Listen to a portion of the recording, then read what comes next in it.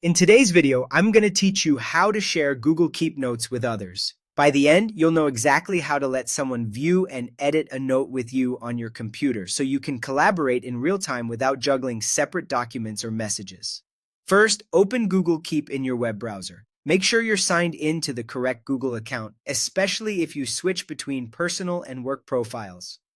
Once Keep is open, find and click the note you want to share. This could be anything from a shopping list to a project checklist or a set of reminders you're coordinating with the team. Inside the note, look for the collaborator icon. It's the small outline of a person with a plus sign next to it. Click that icon to open the sharing panel.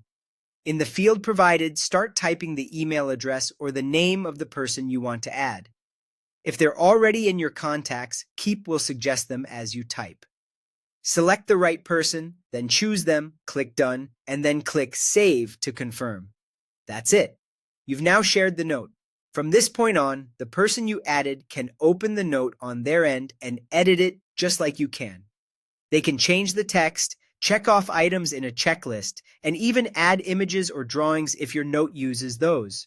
They can also apply colors to make the note stand out, add labels to organize it with your other notes, and set reminders to keep things on schedule. If the note has run its course, they can archive it to move it out of the main view without deleting it. Every change syncs automatically, so if they add a new item or adjust a label, you'll see it update on your screen within moments. This makes it ideal for joint planning, quick brainstorms, or keeping track of shared tasks. A couple of quick tips to keep everything smooth.